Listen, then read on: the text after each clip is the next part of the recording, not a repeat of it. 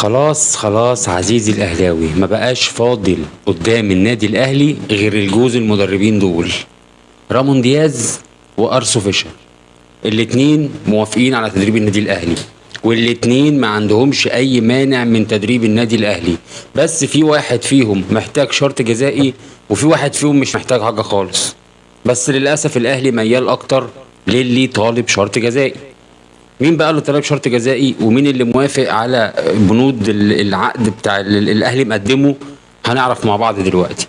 رامون دياز موافق على بنود العقد اللي الاهلي مقدمه دلوقتي، بس ده للاسف رقم 2 بالنسبه لاداره النادي الاهلي.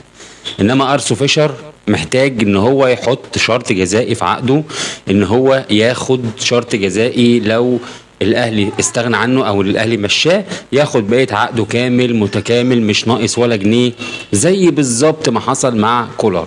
كولر برضو كان في شرط جزائي في عقده بيقول كده.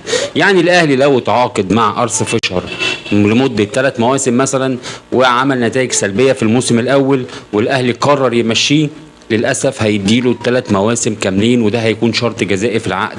وللاسف برضه تاني هو رقم 1، الاهلي واداره الاهلي حاطينه رقم 1 في التعاقد مع مدير فني اجنبي. يبقى كده احنا عرفنا ان الاتنين اللي قدامنا دول هم الاساسيين، او هم دلوقتي اللي موجودين على طاوله مجلس اداره النادي الاهلي لقياده النادي الاهلي فنيا. بس الاهلي